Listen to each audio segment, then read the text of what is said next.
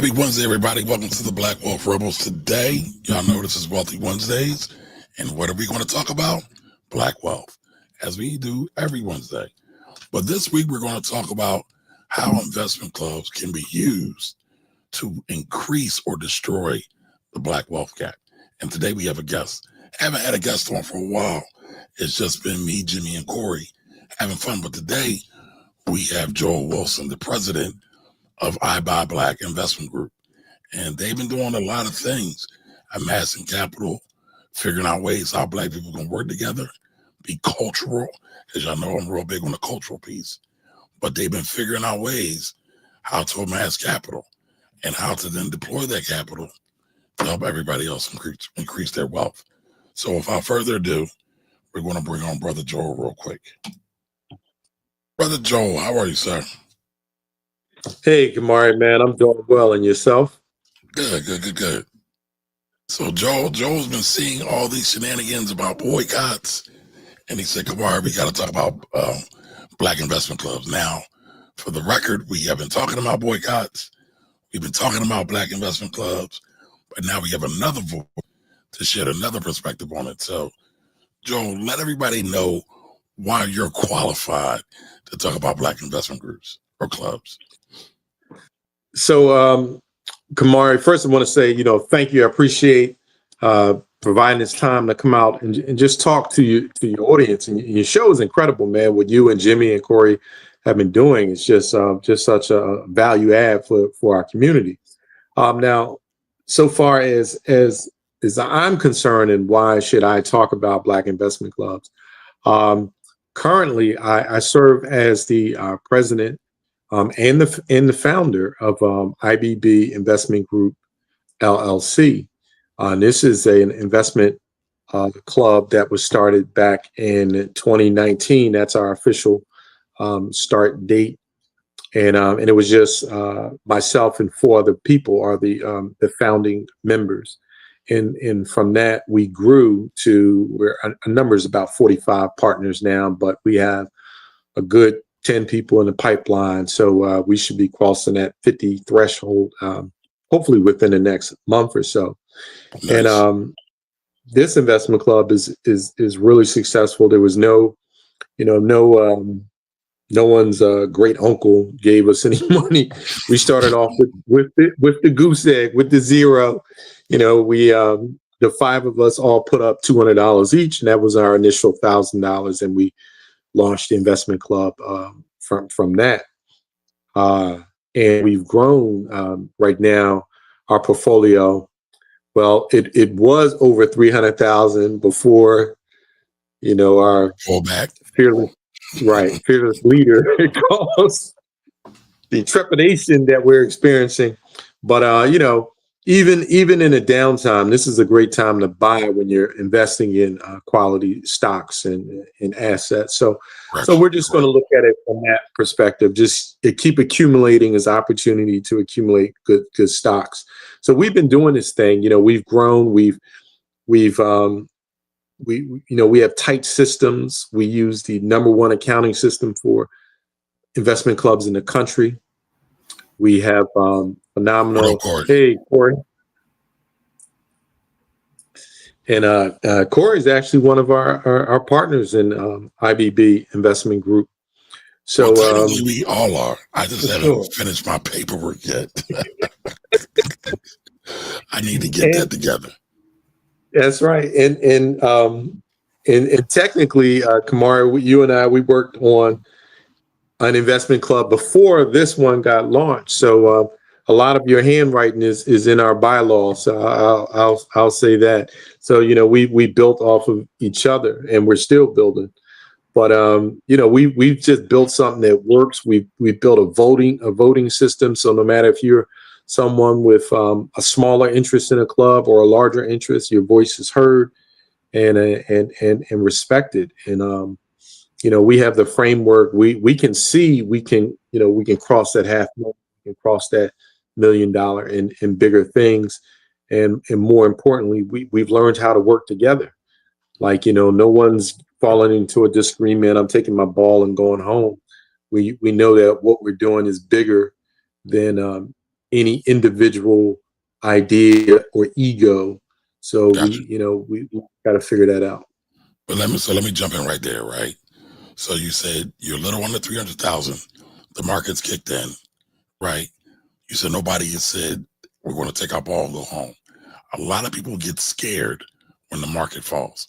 Matter of fact, I was running a little bit late today because a 96-year-old elder called me who's been friends of my family for years. And so she always calls me, and I always take her call because I feel like she's an elder. But the market's been falling. She's getting paranoid, right? So how do you and Corey, how do y'all deal with people who have trepidation and say, I'm going to take my ball home because the market's falling? Or you're not have to deal with that at all? Let them take their ball home. 40 of us.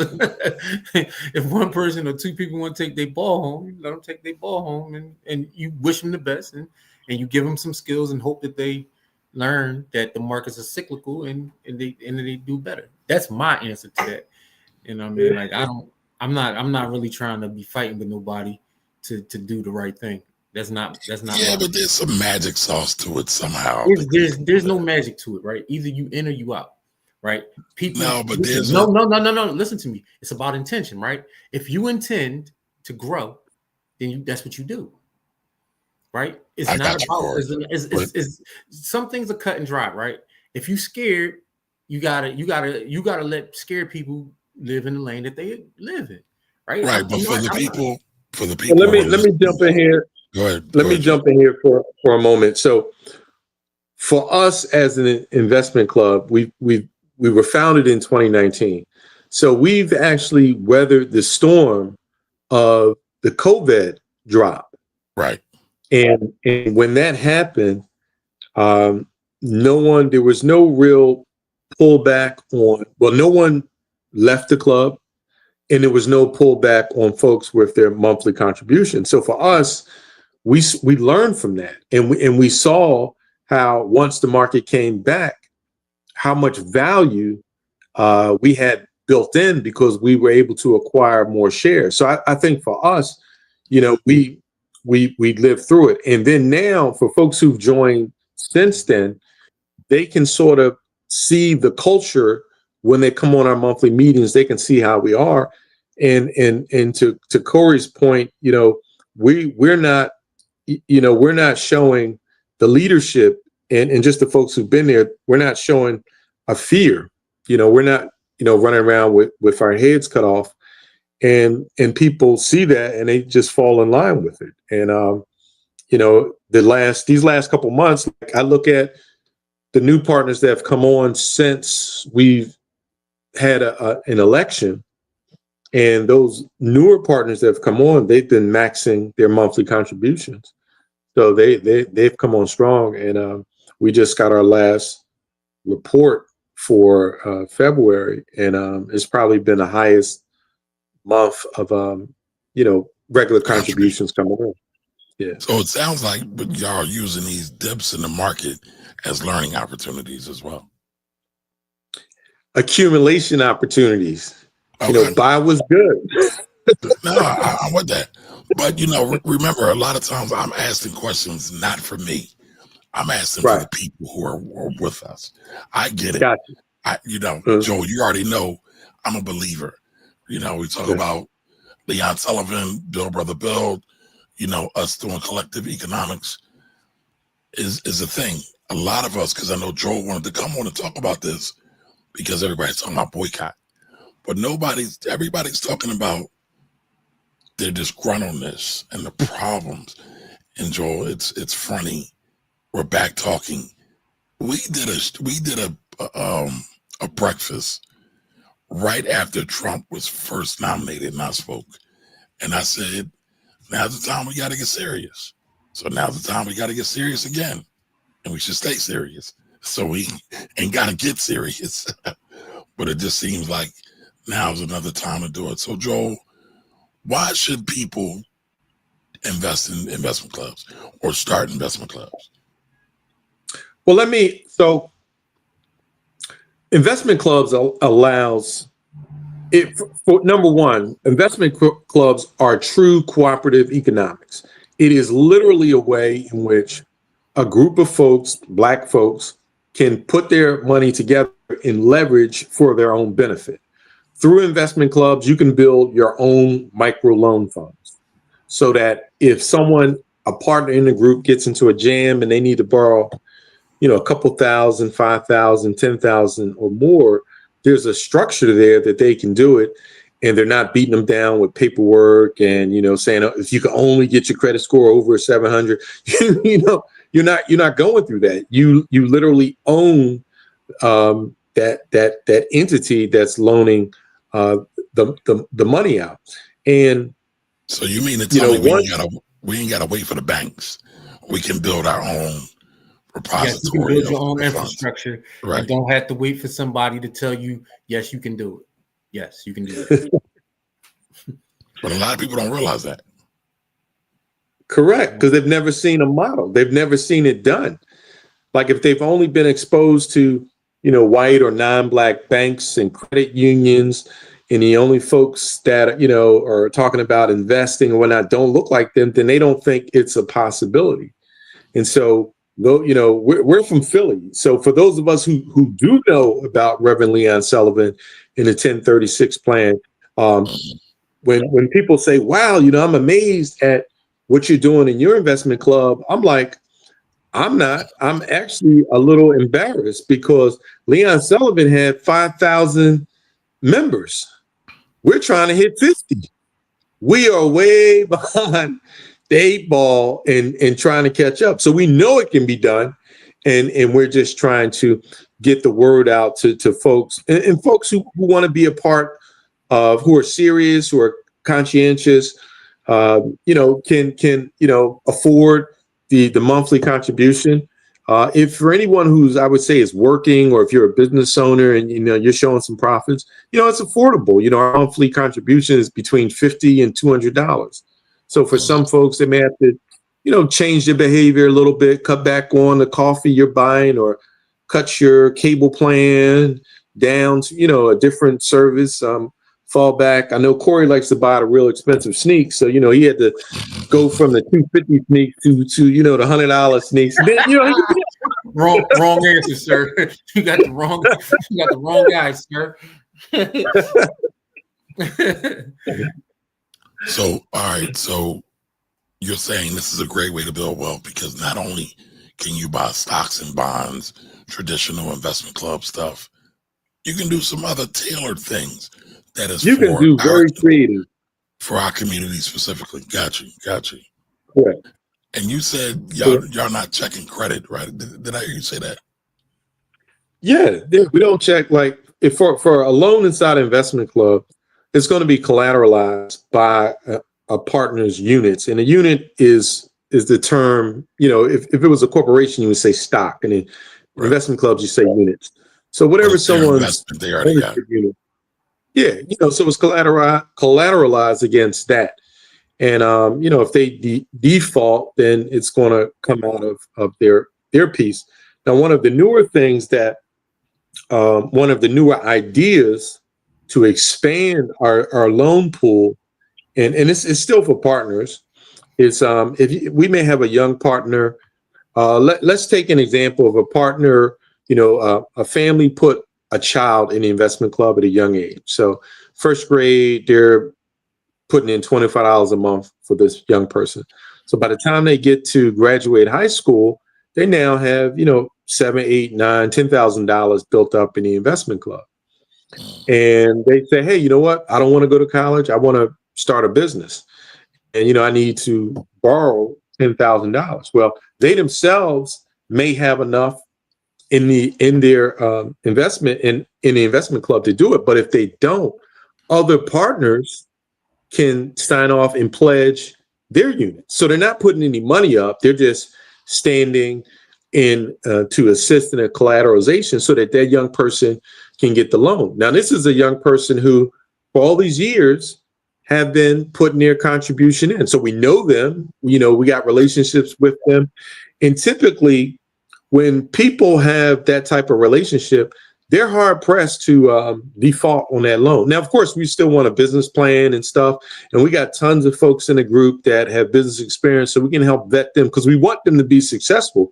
But what we don't want to happen, and what has happened in our community to date, is that average 18-year-old guy who doesn't want to go to college or doesn't want to do one of the traditional things that's set out for him, and if they want to borrow some money for a business, there's no bank or credit union or any institution we built in the Black community that can loan them money. Right. So then when they start going out here in the streets and doing things that we know is not right, we haven't built anything that's an alternative for them. And I take partial blame for that as an adult in this community, as a Black man in this community. So, this is, part of the effort that we're trying to do to correct that shortcoming that we have. We should, there should be a range that the Black community totally handles and manage with loans. So that may be up to 10 grand, and maybe up to 20 or 50. I don't know. But we should have the power to deal with that. Now, it's stuff above that, we need to use the traditional systems, and that's fine. But for us not to have control over anything, I think that's outrageous. I would agree. Now, you started in 2019, right before COVID hit, right? How did y'all keep things going? Because that was a crazy time for everybody. Go ahead, so I see you loading up. No, I mean, I have a short answer, and then I want to hear Corey, because Corey's been with us since 2019, I think. Sometime in 2019. This is my 5th year, so 2020. 2020. Okay, that's still a long time, man. It's still a long time. Yeah. But before you can join our investment club, you have to read Miseducation of the Negro. So that gives everyone a foundational piece rooted in our history and culture. And I think that has a lot to do with the glue, like Dr. Asante talks about, the cultural glue. So we've been intentional in having a process to build cultural glue in the group. So I think, originally we were meeting in person. We were actually going up to Anita T. Connor. She has a CPA. She has a beautiful office in Jenkintown. And then when COVID hit, we had to stop going there. We moved to Zoom, but we built that glue, and then we started doing events at least twice a year to give people a chance to come and be together in fellowship. And so now those events have grown to be sizable things that people are looking forward to, and folks are building real relationships, because there's a lot of just between partners in a group, a lot of folks are doing business or building friendships and hanging out and doing stuff like that. So I would say those are the contributing factors to why we have, weathered the storm. Now, Miseducation of a Black Man, that's a heavy book. Not really. I mean, I actually love it, but for some, they find it heavy. Do you find a lot of pushback for people say, well, I want to join, but I don't want to read the book? No. Not at all. Good. So then that means y'all doing a good job sorting. Well, people, I think we do filter. So, we have a process for filtering, but a lot of people are hungry, and a lot of people, and I don't think our traditional Black leaders really understand this. A lot of folks are disappointed with our traditional Black leaders because the things that we should have been doing to build us up and to edify us, they've not made it a priority.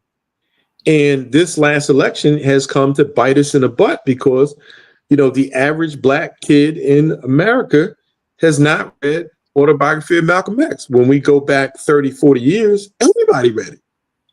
So what have we been doing these last 40 years that the average Black boy hasn't read it? So this goes to our church leaders. This goes to our civic leaders. This goes, like, anyone who throws the title leader. What are you helping? What have you helped young people to read and learn about Black history and culture? You can't put it on someone else. And I'm tired of hearing it's the school district's fault. The school district has been horrible forever. I mean, it's never been a good school district in Philadelphia for Black people. But we were able, as a community, to impart way more information and get way more success cases out of this city than we're doing right now. And so, I'm not trying to say the school district shouldn't do a job. They should do the best they can. But regardless of whether they do it or not, I'll say it like this. Regardless of what the school district did, it's our responsibility. Right. My parents was going to make sure I could read regardless of what the school was doing, period. Yep. And I'm sure Corey feels the same way. Yeah, I told you, we went to Central and everybody else went to high school. Oh, God. I forgot Joel was part of the goddamn cult. So I'm by myself again, yeah, I'm by myself again. Oh, Lord. Education was important around these parts. As it should be, though. I mean, we joke around. That's our joke, but I have nothing but love and respect for Central and the Centralites. Matter of fact, I was telling Corey, I was at an event over the weekend. Sister came up and she said, yeah, I went to school with Jimmy and Corey. I said, oh, damn, you part of the cult. Don't beat me up. But she said, we love what you're doing. Said, love what y'all doing. So it was a great interaction. But back to the investment club, right? So not everybody can be a part of it. They're not like us. Everybody's not like us. They got to read in order to get in. They got to put their money to get in. You've been growing over the last 5 years. So what's next? So let me just back up and answer. I want to address one thing because boycott, we touched on it just a little bit. And, first off, I want to say, go ahead. We're going to get to that. Oh, yeah. All right.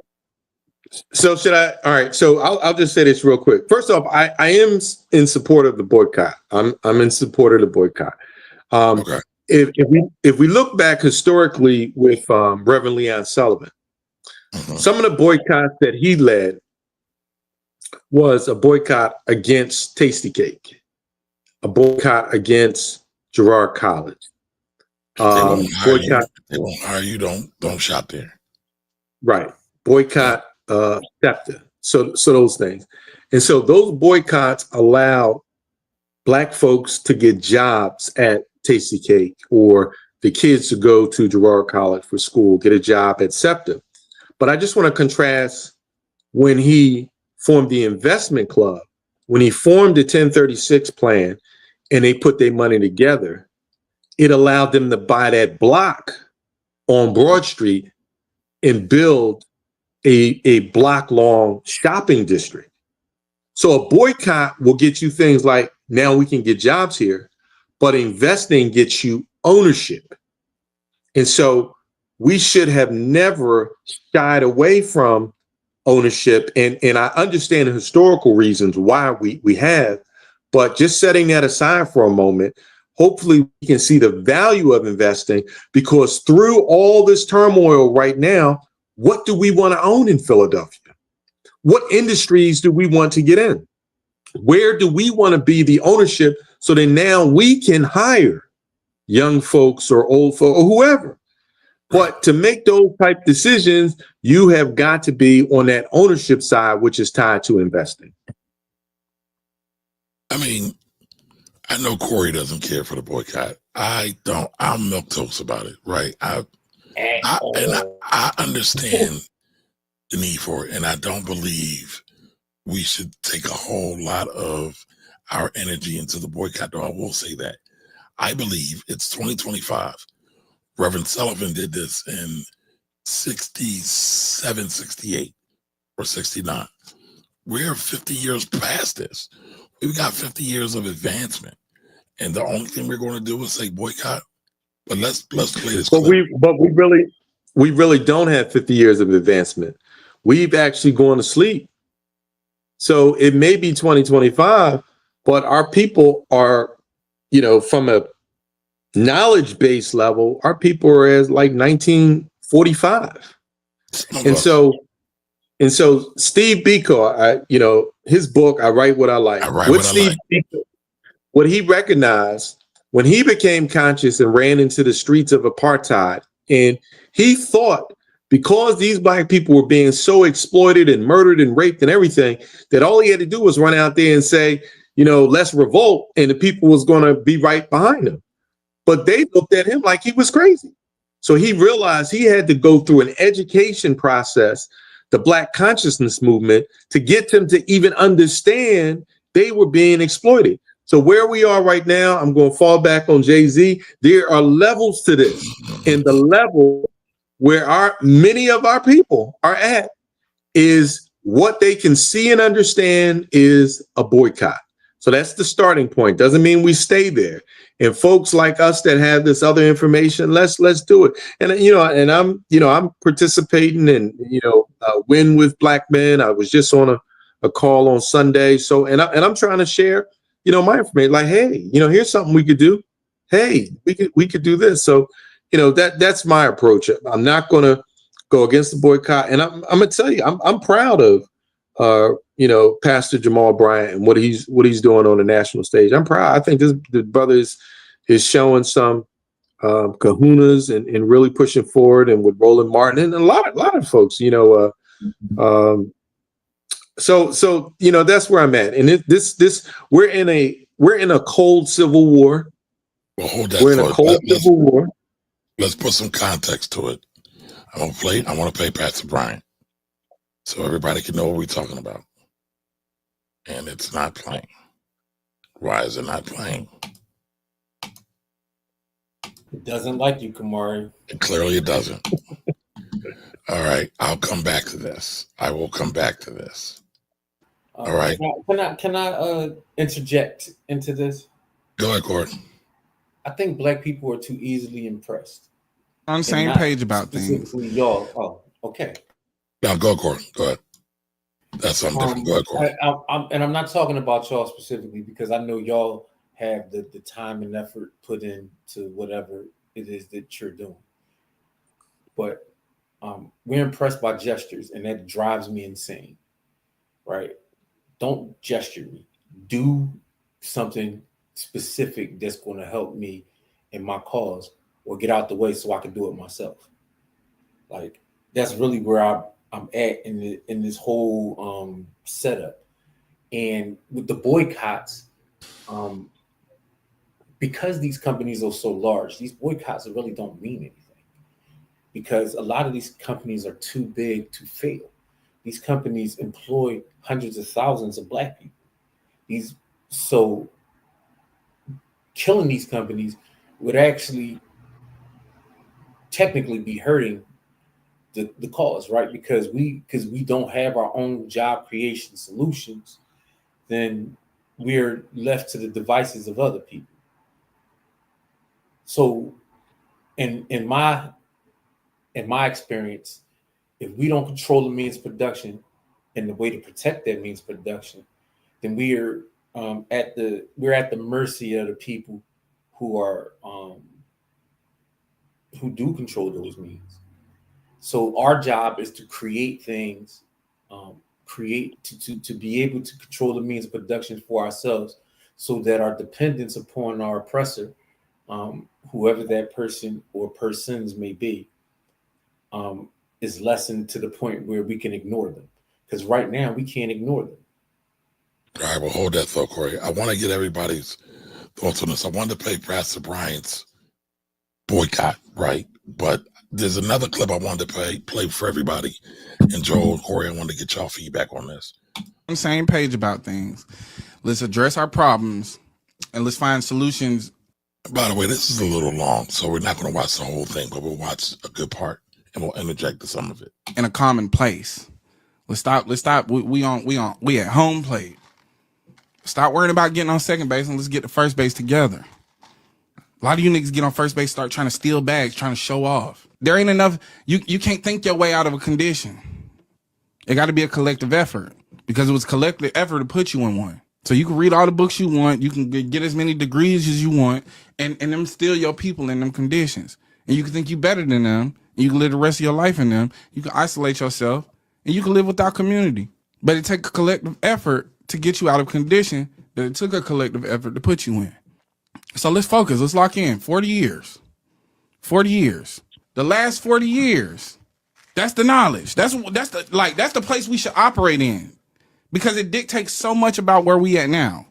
Now, Joel, you mentioned what happened over the last 40 years and how we basically regressed over the last 40 years. So I thought it was interesting that you teed up the whole thing before I even got to it. There was so much economy loss. There was so much community loss. There was so much family loss. There was a lot of dynamics lost, a lot of lives lost, a lot of minds lost. We lost a lot in 40 years. And we're trying to get it all back by hustling and doing LLCs and being CEOs. That ain't how you going to get it back. Because what you're doing is you go back and you're trying to exploit your community, because a lot of y'all do business like crack dealers. You look at your community as custos, as clientele. No, these are people. Now, Corey, where have you heard that before? Yeah, Kamari, that's Kamari's war call right Yo, there. I was like, damn, he was reading my mind, but okay. Yeah, he was. These people work hard for their money. I understand inflation, but Go ahead, Corey. I'm sorry. He dug in your pocket and took out your. Listen, man, there's no monopoly on good ideas. So I really like this brother's podcast. He doesn't talk about language like that. Y'all know I hate the N-word, but I get what he's talking about and I get where he's going. goddamn, a haircut ain't $100. Not I don't give a fuck how rich your client is, nigga. Shouldn't cost motherfucker $500 to get their hair done, and you talking about bitch come with your hair washed. No, that's not how we do this. Stop hustling. Y'all niggas got business mentality like crack dealers. You think if you open up a restaurant, you could treat the patrons like shit. You're in the service industry. You think you had to be nice to people as a waitress? Think about how nice you got to be to motherfucker now that you own it. You get in the service industry and then you don't want to do service. This doesn't make sense. We're hustling backwards. You can talk to crackheads crazy. They're fiending for it. Nobody wants that burger that bad, nigga. Nobody wants that salmon that bad. Them lamb chops ain't that damn good. They ain't got the nerve, no price. Market price. Nah. Gratuity already. Nah, you wouldn't have to add gratuity automatically if y'all niggas knew how to do service. Stay out the service industry if you don't want to serve your people. We not clientele. We not custos. We not J's, nigga. We coming in this place to patronize your business because it's a black-owned business. We want to come in here and catch a vibe. We want to come here and catch no fucking attitude with you because you own this bitch. Yeah, you own it. Now act like a motherfucking business owner. I ain't saying let niggas handle you, but goddamn, don't handle me. That's why we need to address the last 40 years, because the crack epidemic took a lot from us, including our customer service, including the way we treat each other. I mean, there's so many things that he touched on there. But before we get into it, just want to know what the audience thinks about this, and just want to say what's up to everybody. And we'll get deeper back into the investment club as well. All right, and Dog, what up with you? I really love when the markets are on sale. Yes, sir. I love the growth as well, but this is the prime time to buy. That's right. When there's blood on the streets, time to buy. What's up, Anthony? Welcome. All right, Ant's loading up on ETFs and NVIDIA and their stocks. All right. Nicole Aubrey, what up? I got something special for you coming up soon, so stick around. Oh, God. Here we go, Don. What up, Don? In the words of the great Nate, how much to get in that pause? Oh, God. Y'all starting the nation names already. Set it off. Listen. Dreaming of a better day. How are you? Just arrived. Thank you for coming. Thank you for everybody that's here. Dreaming of a better day says, I'm in support of anything standing up for equality and justice. Don't mean I think they are all well thought out. You know what? I do agree with that, but I also believe in energy. So I cannot put all my energy into everything. So we got to be really thought out about what we put in. Yes, thank you, Joe. JT Coins, thank you. For that $1.99 super chat. Every time JT comes on, he drops a super chat. So we appreciate you for that, brother, and the support you give. So JT says hello, Kamari, Corey, and Joel in the chat. So everybody say hello to JT. All right. What's up, JT? Hey, what's going on, JT? Dreaming of a better day says exactly as we Good way of saying it. Yes. I believe Joel said that. What up, Khan? All right, I got bigger, simpler ideas that would have more immediate effect on the world. All right, so drop them in the chat. Let us know what you're thinking. And in my state, think everyone could get behind. All right. I also thought about safe falls that guarantee success. There are no guarantees. That's part of the problem. People want guarantees. There are no guarantees. All right, JT Coin says, facts, Corey. Amos Wilson wrote this in his blueprint for Black Power. I love Blueprint for Black Power. Actually, we need to do a review of that, Corey. We need to do a review of that. Yeah. All right. We want good product and good service. Yes, we do. Okay, you agree with it. All right. What up, Edvard? Here we go with the Nate talk. Did you think Nate created an investment group after the events or set it off? No, man. Listen, y'all, Nate was a predator. I need y'all to leave Nate alone. Leave Nate the movies. I know Corey's going to say Nate was not a predator. He wasn't a predator because if somebody approaches you, you're not preying on them. Okay. All right. That's all I got, y'all. That's all I got. So what did y'all think about that clip? What do you think, Joel? I'm in agreement with what he said. I mean, when you start picking out language, language has a lot to do with the environment they're from, who the folks that the circle that they're in. So, I filtered through that, but the underlying message and what the last 40 years have done to our community is, I think, is accurate. It is devastated our community. And so just when he went in on the restaurant, that was a symptom of a much larger problem, Correct. a much larger dysfunction in our community. So I think he was spot on. And but I'm proud to say here in Philly, the Black restaurants that I go to, man, the service is on point. So that brother need to come on up here and give the Amina Hospitality Empire a shot. He can go down to Amina's or Fire or Havana, Breakfast Boutique. Yeah, we got some, I will say this. There was a clip circulating around. I won't say the person, but they're here in Philly. They exhibited everything that their brother talked about. And it's like, I saw that. Yeah, I saw that. It's like, damn. But so, I know Jimmy hates when I say this. Willie Lynch has done a great job on us to our detriment. And that's part of the 40-year fall. And so we got to fight that fall by any means necessary. Corey, what did you think about it? I like where he was going with it. The language, the language don't bother me. I talk we. I know. And I had to find myself refraining and restraining from saying a lot of things because I don't want to cast aspersions on other Black people. Because I think these, if I could say it plainly, I think these niggas are shiftless. I just don't think they have any. They're not purposeful. I don't think they're serious. I don't think they're purposeful, and I don't trust them. So this is where I'll be having my issues because I had trust issues with a lot of the people who are supposedly, in positions to do certain things. Well, it's funny. He addressed that, right? And I addressed that a lot too, where everybody's trying to get over on everybody. Everybody's trying to charge you $1,000 for some course that it took 5 minutes to do something.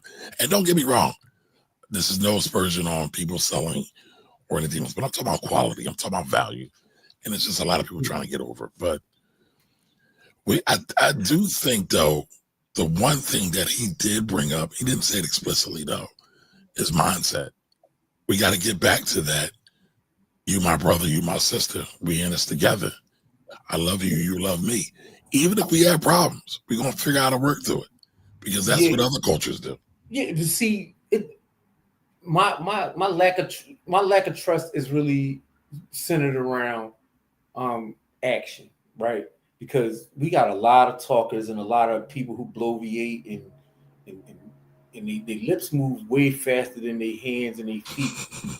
They get you seriously, right?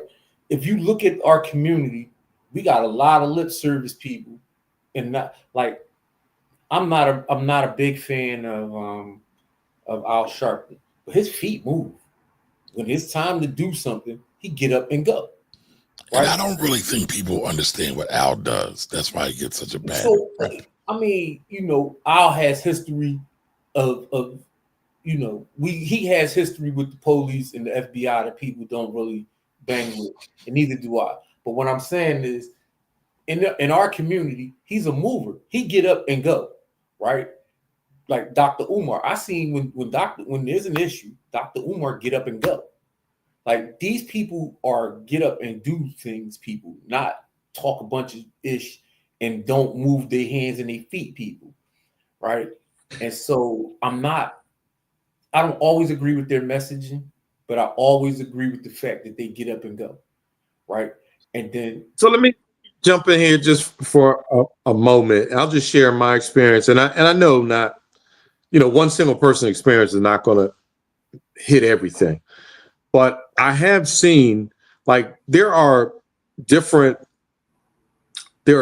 groups of Black people and how they were educated, how they were introduced to business, and where they live, and whether they went to jail or not, and all these things come back and they impact on how they live, like how they'll do business with you and stuff like that. So I know with brothers that I have met and worked with that went to prison, those brothers who actually went on a process of changing their life and I'll say are reading or have read the traditional Black canon. They're reading Malcolm X and Naeem Akbar, just the traditional Black books. You will see you will see great human beings and how they have evolved. On the flip side, you have brothers who went to jail and they've learned to improve their scamming, whatever. And they may learn how to put a nice twist on it so it's more presentable, and so they can get on YouTube and pitch something and it has no validity to it. They're just trying to make money off it. So I've seen that difference, and so to me it does go back to education and socialization. And what I try to do, I know Corey, you have a youth program, and I have a youth program as well. Is like in our youth program, we're literally and it's a tech program. So in this tech program, the kids are reading Black history and they're learning about civics and history and culture, because I'm trying to build rounded people and people that understand our context, and they're not just trying to get over on everybody. Like they're trying to have empathy and they have value. And as a community, we've stepped away from that. For many decades at this point, if we had a young man who could play either football or basketball really well, we did not demand anything else from them. They didn't have to know how to read. They didn't have to be a good person. They weren't expected to shovel the snow. Just be a decent, respectful person to the elders. We just put them on this pedestal and it ruined them. And so we got a lot of ruined young men and old men at this point because of the way we've allowed them to be raised for the last 40 years. And so I really love what the brother was saying. And I think we do need to be very intentional on making our youth better over these next 40 years and making our community better over these next 40 years. So that's my 2 cents. No, I mean, I get that. I agree with all that. Um, my personal thing about the language isn't. I was over the language, because I thought what he said was so spot on, and it's funny. It's so reminiscent of what me, Jimmy, and Corey say all the time, and it was just sometimes you need that type of language though, because a group of people Yeah. speak that way. They speak that way. Yeah. So I get it. I get it. But again, the tie-in with the culture, you got folks reading the miseducation of the miseducation of the Negro. I misspoke earlier when I said the miseducation of the black man. But the miseducation of the Negro, that's not always common. And a lot of times people just say, I don't want that black power stuff. I just want to get to the money. But they miss that you get the more money when you truly understand your culture and how to work together. And so, Joel, how do you feel that has played a part into the club? Well, I'll say for us as an investment club, anyone who's unwilling to read the book, that just tells us from the gate that they're not a good fit for the club. So it's a non-starter. You can't join.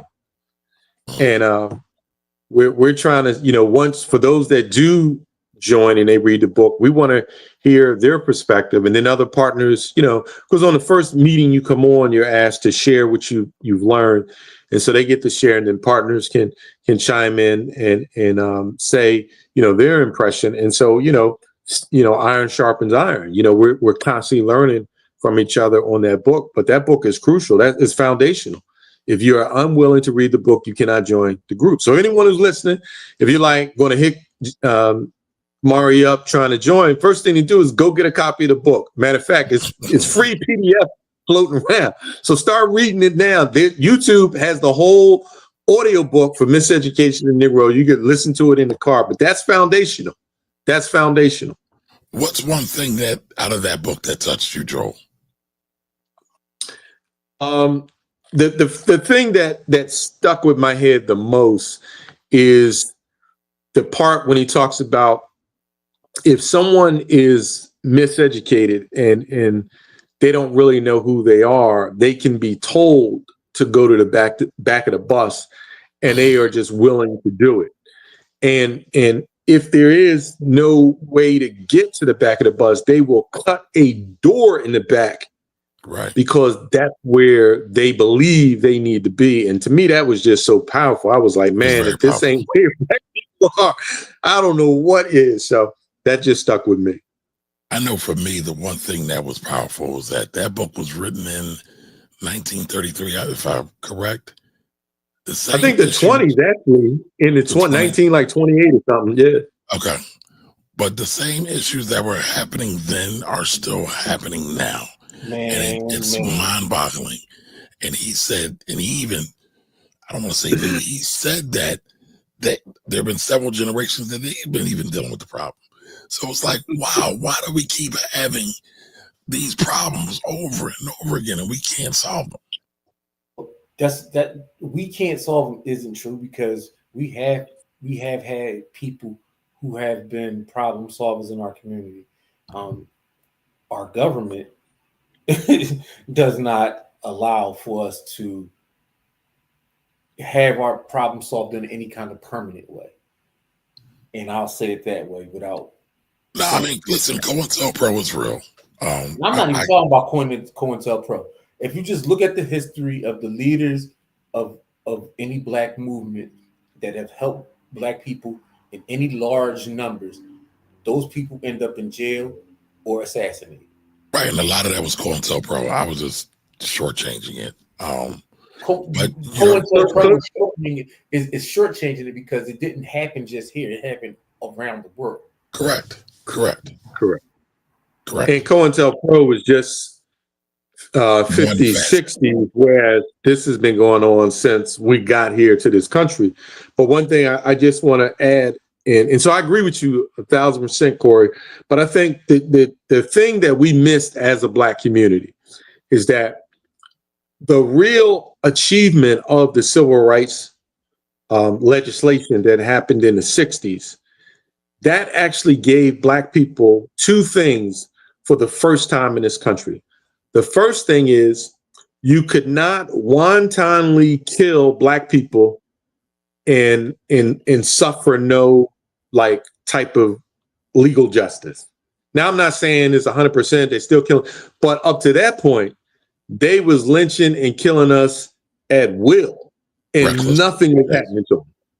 Yep. So we got that. The second thing we got was that you could no longer steal our property and we not be able to do something about it. We could take you to court. You know, up to that time, they could do whatever. The mistake we made was that when we got these two things, instead of going harder at the Black Wall Streets, rebuilding our towns and buying up stuff and investing, instead of doing that, we dropped our money in consumer goods. Meek Mill, if you listen to Meek Mill, all he talks about is wasting money. He is the poster child of why Black people are broke. And he doesn't. I disagree with that. Now I'm gonna tell you why, Joel. Go You ahead. said you gave Jay-Z a nod about levels. That's actually a Meek Mill lyric.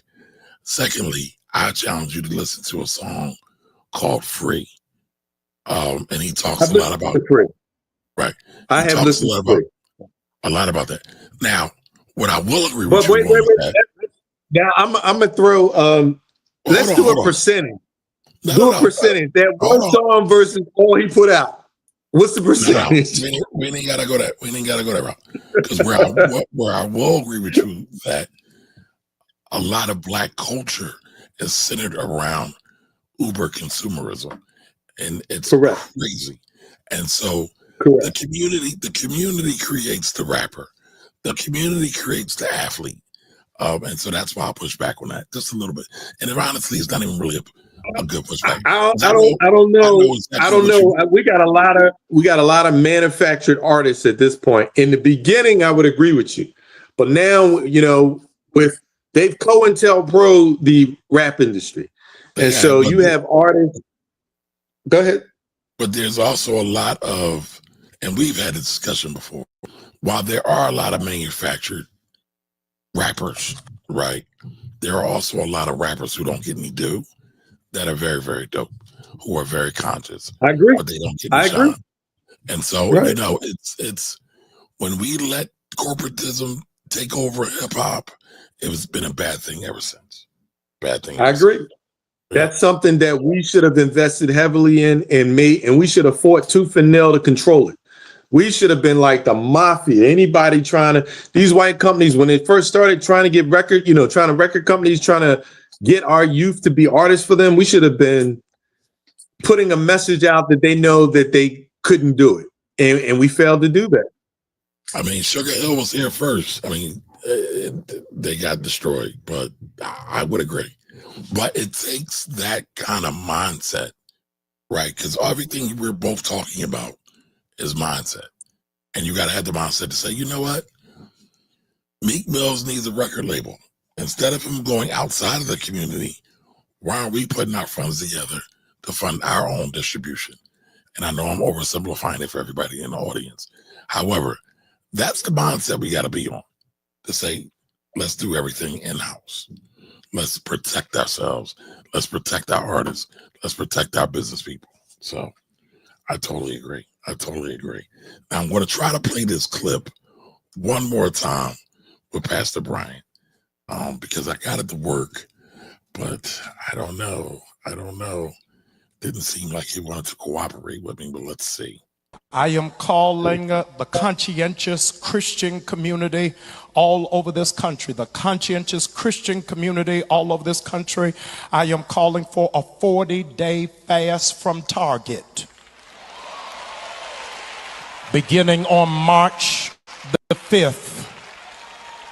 Go to targetfast.org, targetfast.org. fast.org. I am believing for 100,000 people are going to sign this covenant commitment of not just prayer, but fasting from Target. Here's what is amazing. Listen to me, because what we learned from the Montgomery bus boycott is that racist America doesn't respond to speeches. They respond to dollars. And if they start losing $29 million a day for 40 days, we will break the back of the system. I want to go on record that not only am I asking you to fast for 40 days from Target, I am telling you to sell all of your Target stock.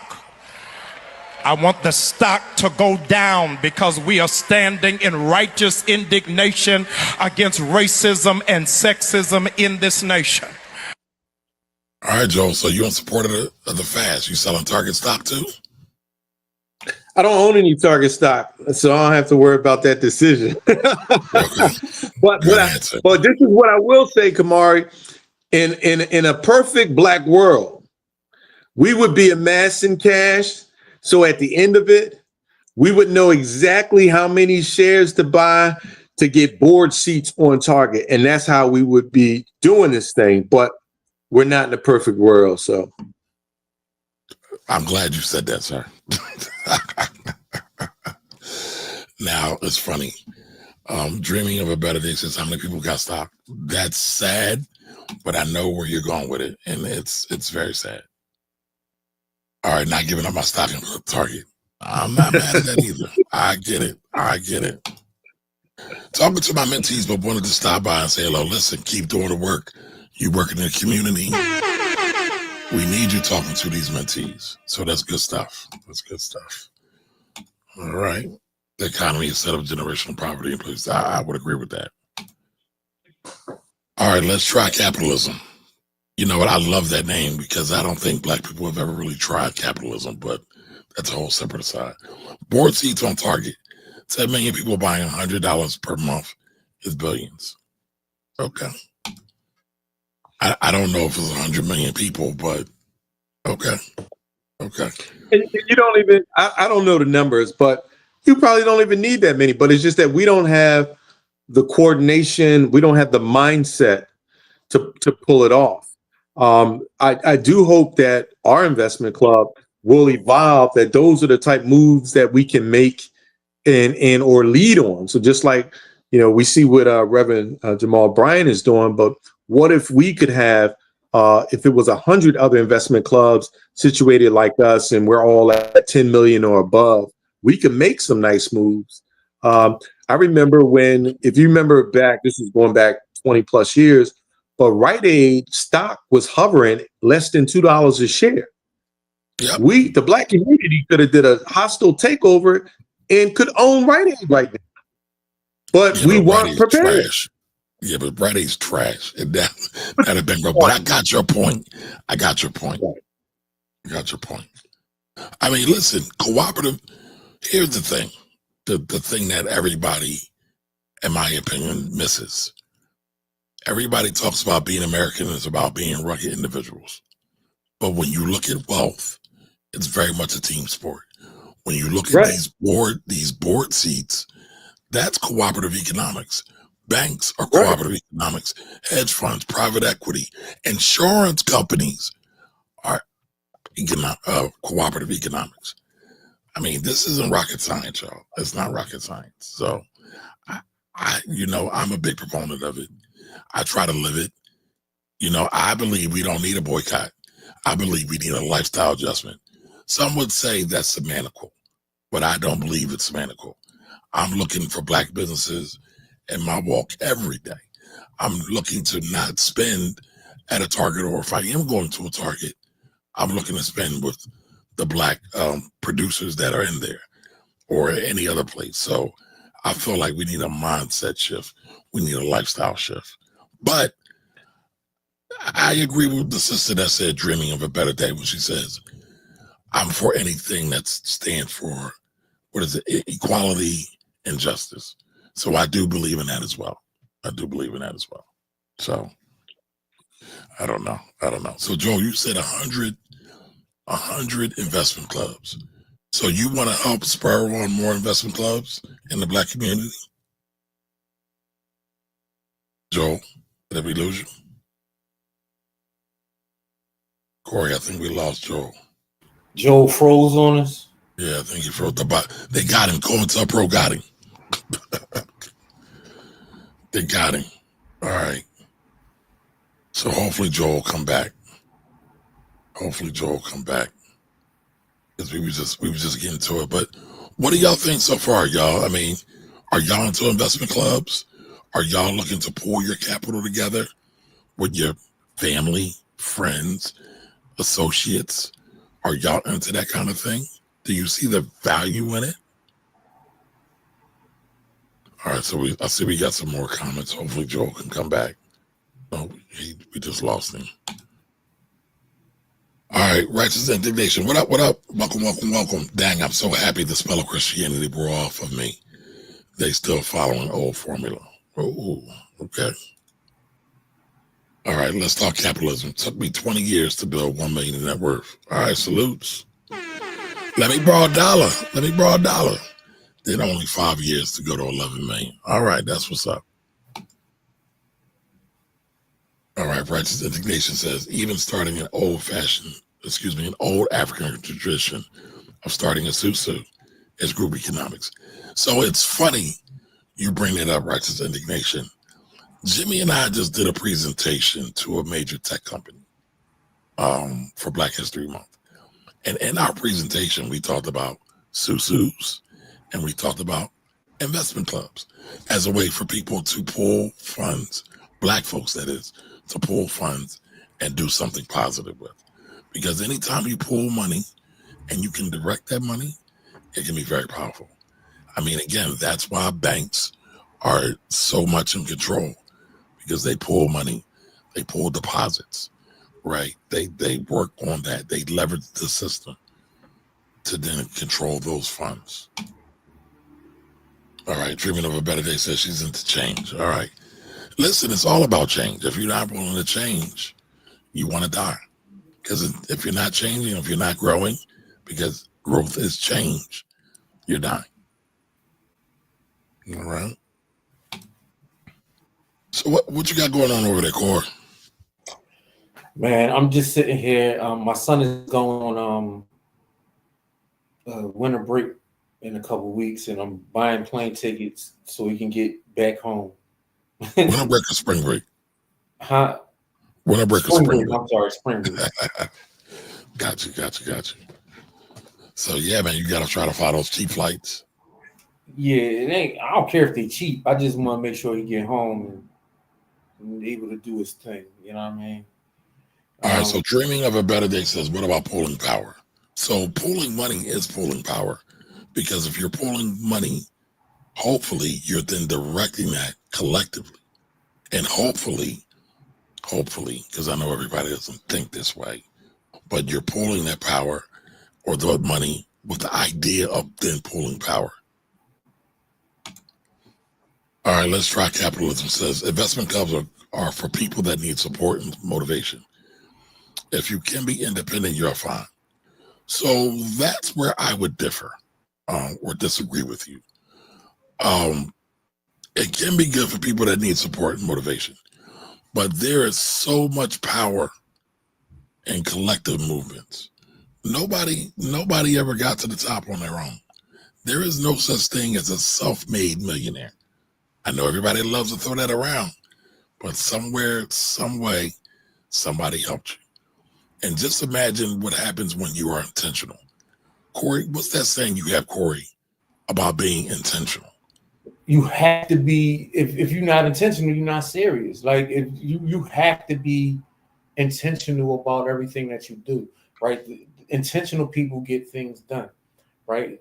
Intentionality shows love. It shows interest, right? If you intentionally support Black people, you don't have to worry about boycotting.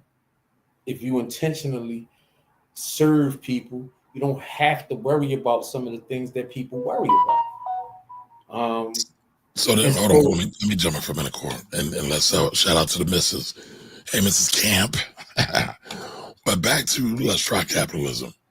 Right. So just imagine if you got 10 serious minded people that say, we're going to be serious about supporting one another, whether it's business, getting supplies, getting product, giving employees, getting marketing, things like that, like a board of directors does to support that company. That's a very, very powerful thing. Very, very powerful thing. All right, power is believing in something and what many believe and come together. The power is exponentiated. Well, that sounds like faith to me, but okay. Intentions are great, but polling requires joint decision. It can.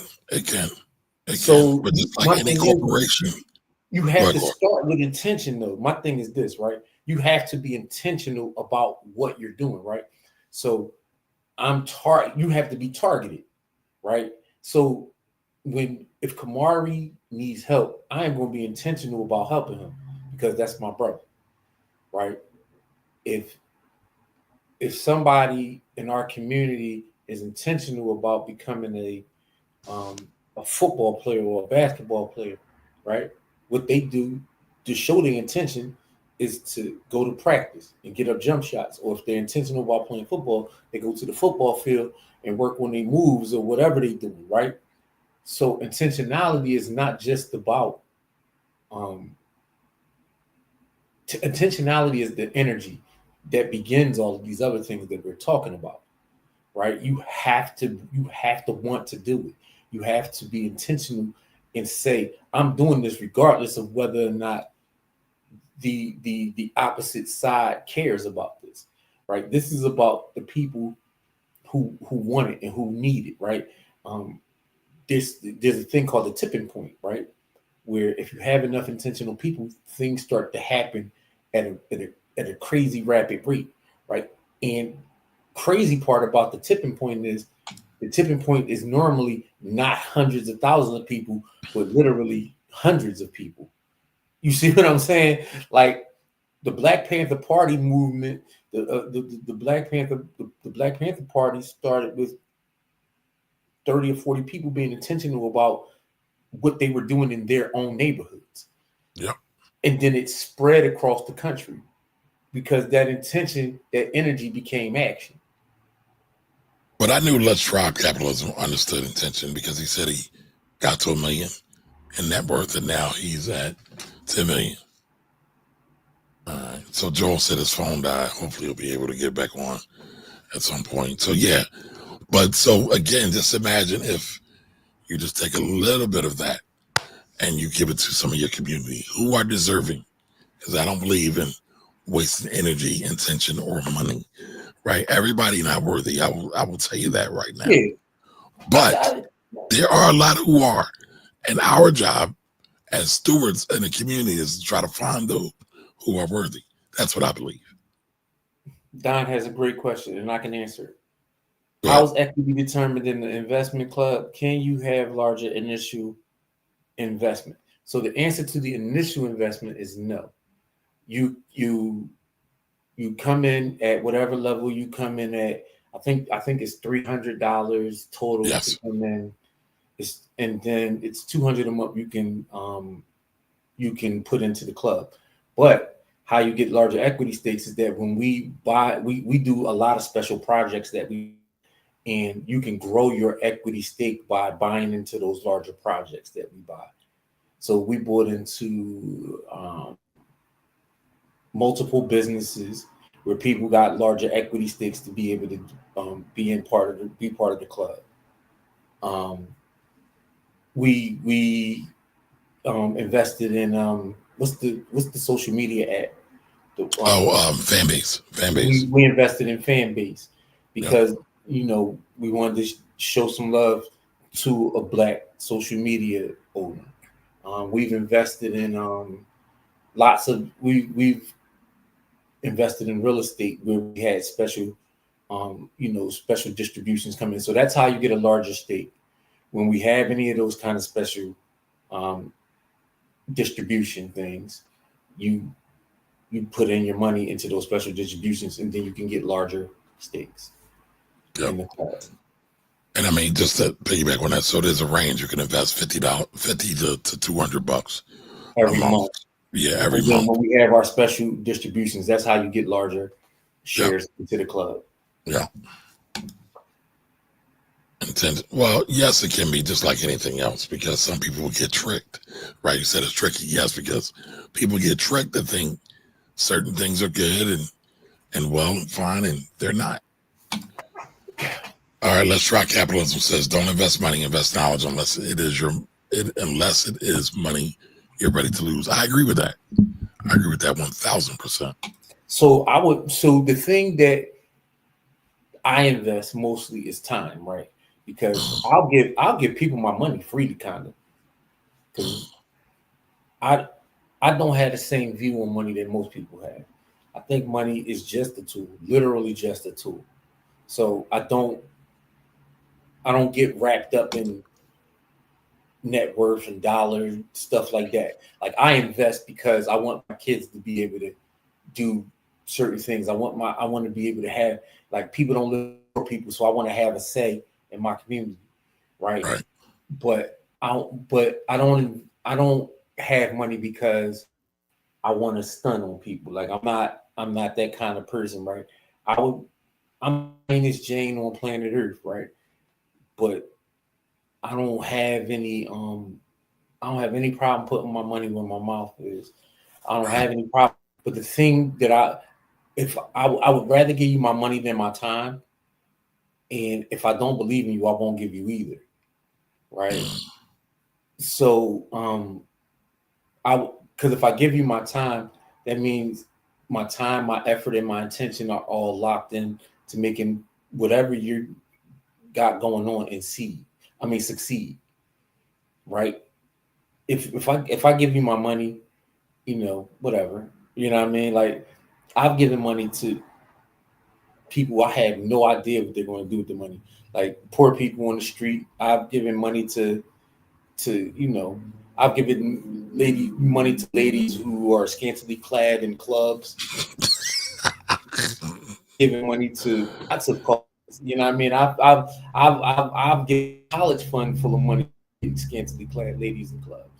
Oh, Lord. I mean, listen. I mean, I wasn't always a married man. Okay. So, but the thing about it is my time, where I invest my time at, right?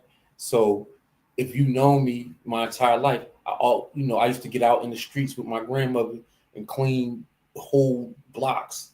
I used to get out and paint. I used to get out and do garden projects in North Philly. I helped Martin Luther King start the garden behind their school 25, 30 years ago. You know what I mean? Like, I've really been out in these streets for a very, very long time. And so right now, we go behind the wall and we try to help young gentlemen get their life together. We run our club, our school every summer. Hey, Don, I got you. Go ahead, Corey. We get out in the community, and we've been teaching people about investing for the last 9 years, since 2016. We used to go to the free library and do these for free, and we realized that people wouldn't come out for free. They wouldn't come out. We were going to people's houses, and I mean, we were going in the neighborhoods where you need the blicky to go in there safely and get out safely. Like sometimes you got to call an extraction to get out of these places. And we was going in there head first and all we asked is the people to show up and feed us, like for free. You know what I mean? Like we be there 6, 7, 8 hours getting knowledge, right? So it really it's really about intention, right?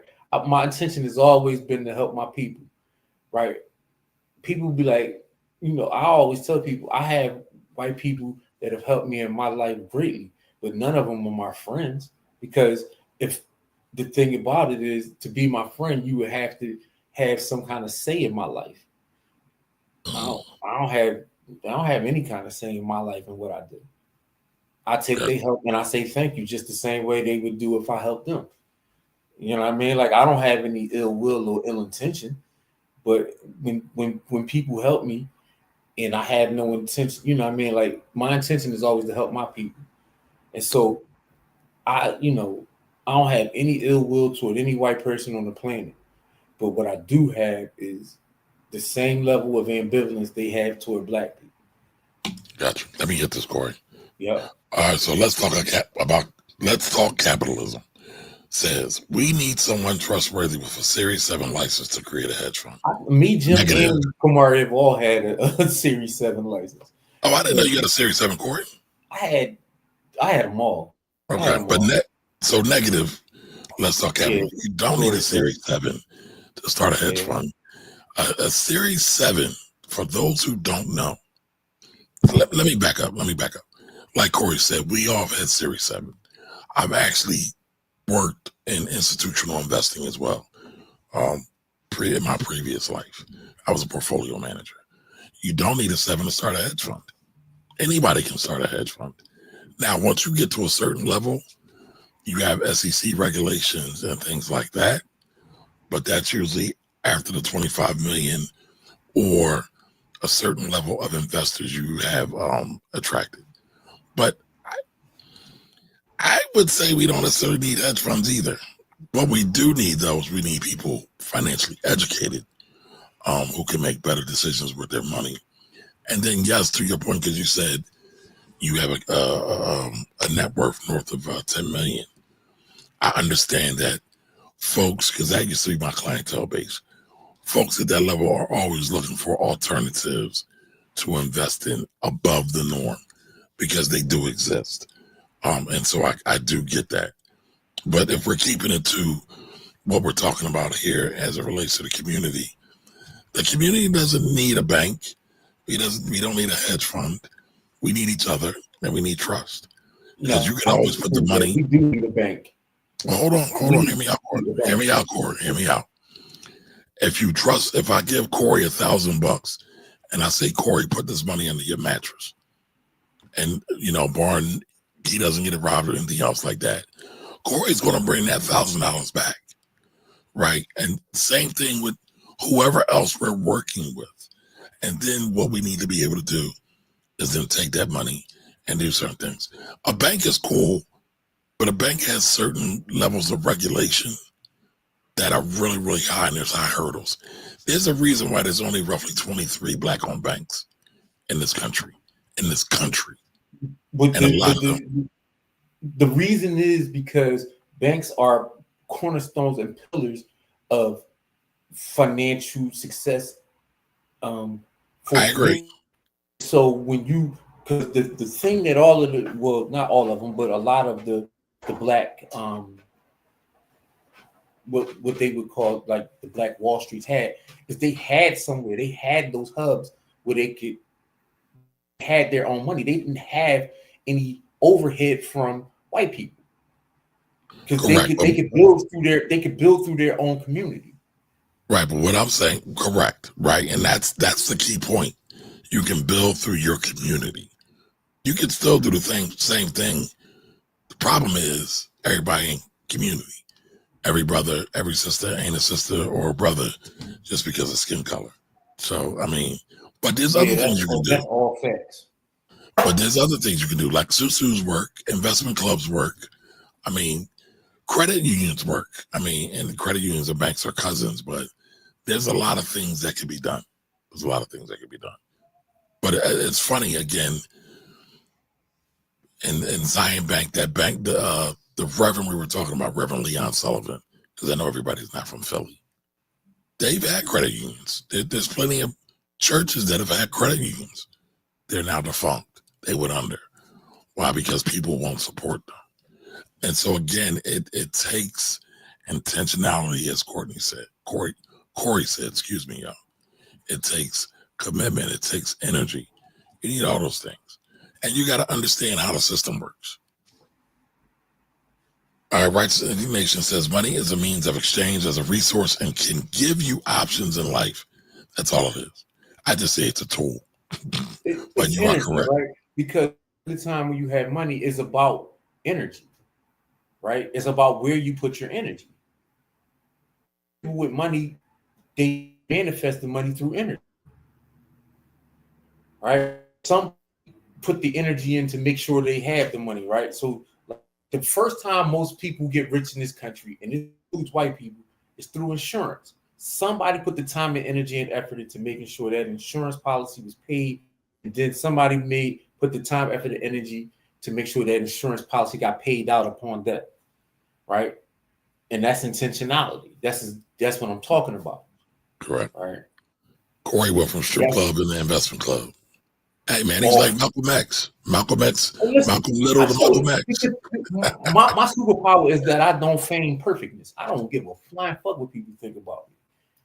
I don't care.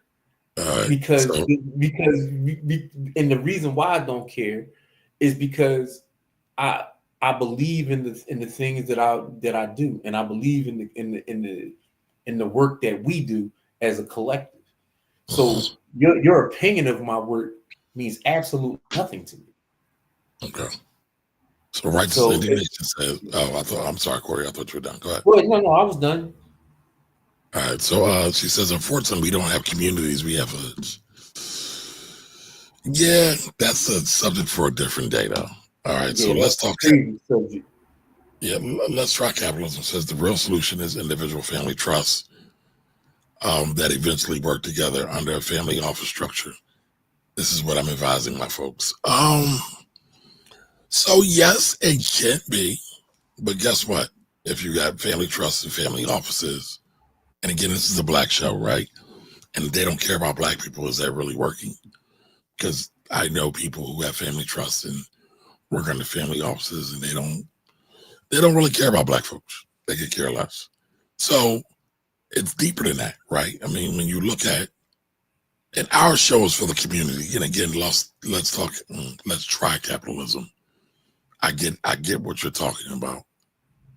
But how many of us don't even have life insurance, right? If we're talking about the community, we got to break it down, right?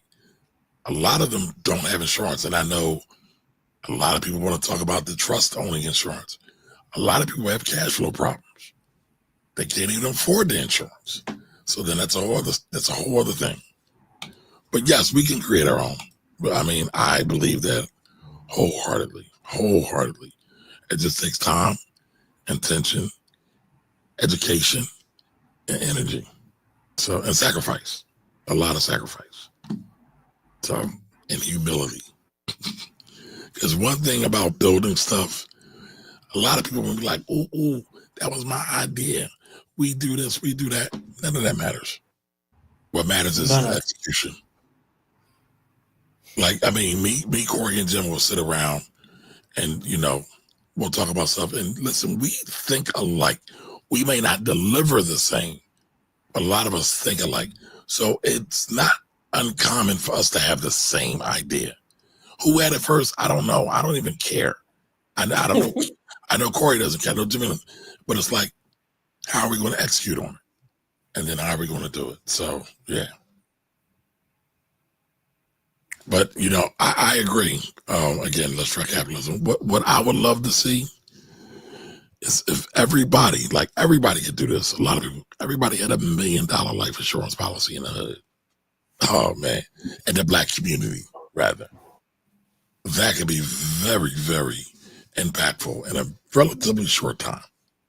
It doesn't take a whole lot of education. It doesn't take an extra whole bunch of money. Right. It doesn't take lawyers to get involved. It doesn't have upkeep. No, you should get your lawyer involved, especially with insurance companies. Say that. Man, listen. So that's something different. When I wanted my grandmother's policy, I didn't say one word to the insurance company. I called my lawyer and had my lawyer do all the talking and put it in on letterhead. Because insurance companies don't want to pay out. No, but they are, by law, they're required to. So that again, that's a different. So that's a different thing too. But I don't disagree. You should have a lawyer. Listen, we have way less shenanigans on social media. People actually had lawyers. Man, listen. Our sister Courtney has. When I want something done, and the person on the other end don't want to listen, I stop talking and then I start letting the people with Esquire behind their name do all the talking. I'm not another word, because at that point you don't respect me, and I don't expect you to respect me because you already showed me that you're not. So, yeah, I mean, like I very rarely do that, but when I do, I do. All right, so let's try capitalism. Says, I think it starts with real estate, then stocks, precious metals, then insurance. Last three fund the trust for the later generations. Yeah, but that's people who have trust. What about the people who don't have trust? What about your average everyday worker? So in Philadelphia, the average black person, because I don't know where you're at, the average black person makes $34,000 or $35,000, Yep. something like that. So, I mean, they can get stocks, right? That's the easiest thing to get. They can even buy real estate through the stock market. They can get precious metals relatively cheap too. Yep, and they can get insurance, and it doesn't take them a whole lot of money. So that's all I'm saying. That's all I'm saying. But I would also say, if we were to look at the real cost of time, capital, stocks might do better than real estate. When you look over the last 100 years, stocks have done. The saying is true. 12%. Real estate. Oh, go ahead. What's the rate of return on the stock market over the last 100 years? I think it's 10 to 12%.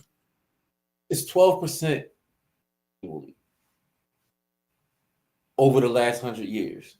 That's big. Real estate might be 5 or 6. Yep. Real estate's great because of leverage, right? Real estate's great for the leverage, and I will tell you, real estate is forced savings. That's correct. the one. Real estate is forced savings. But when you look at the numbers, when you just look at the numbers, the stock market does way better than real estate. You get better tax deductions, though. I will, no lie. There's no doubt about that. Yeah, Tax you get better deductions tax deductions. are infinitely better. All right, a trust is easy to form. You can form when you buy real estate. That's a part of the country where real estate is cheap. The point of real estate is you need a place to live. Correct. Yes, and a trust is easy to form.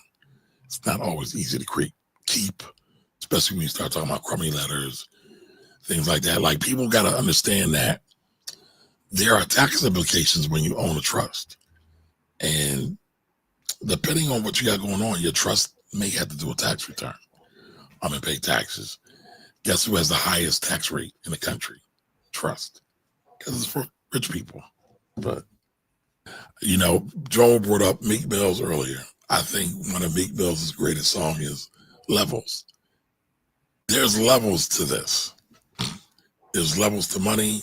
There's levels to wealth. There's levels to power. I think when people try to jump out of their lane, above their level, they always get smacked around. They always lose money. So that's my 2 cents. That's my 2 cents. All right. So we've been on for an hour and a half, y'all. I hope you all have enjoyed this show. We talked about the boycott. I know we talked about that a lot. We've been heavy talking about the boycott and what you can do to be intentional, right? Because cool, the boycott's here, but what's next? So intentional about what's next. All right. We talked about investment clubs. So I know a few of you are thinking about the investment club. Just hit me up and we'll talk about it. Don't forget Friday. Friday is the Bitcoin giveaway. Don't forget Saturday. How can I forget Saturday, Corey? Let me forget Saturday, man. Can't forget Saturday.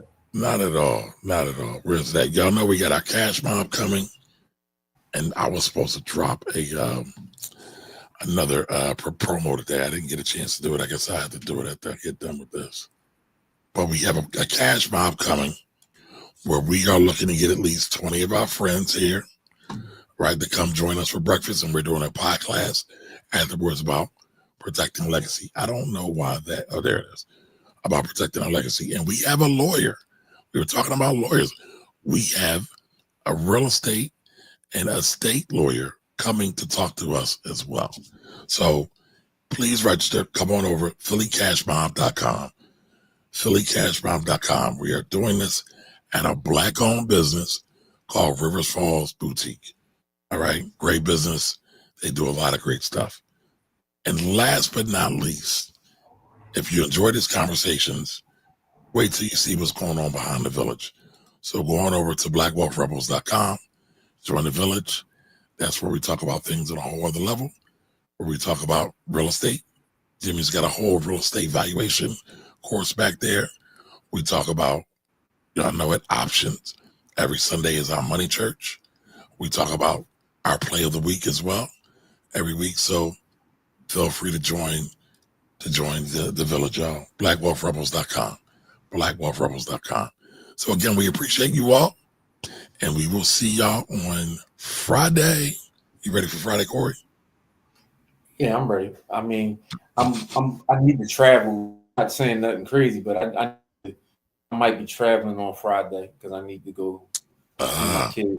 Like I said, Okay. Spring break coming up and all that. So Family I might first. be on the move, depending upon the weather and all. It's crazy weather all around the country, and Right. if they got direct because they cut the air traffic controllers. So that's the other. Well, so listen, if Corey's not here, I'll be here. Jimmy was traveling somewhere. I think he was on an airplane somewhere watching The Wire. He said he'll be back tomorrow. He'll be back tomorrow. Okay. But yeah, I think he's on a flight watching The Wire. Y'all know Jimmy's always trying to drop wire quotes. So he'll be back Friday too, y'all. So until the next time, y'all stay great. Y'all be intentional. Preserve your energy and keep moving. Later, y'all.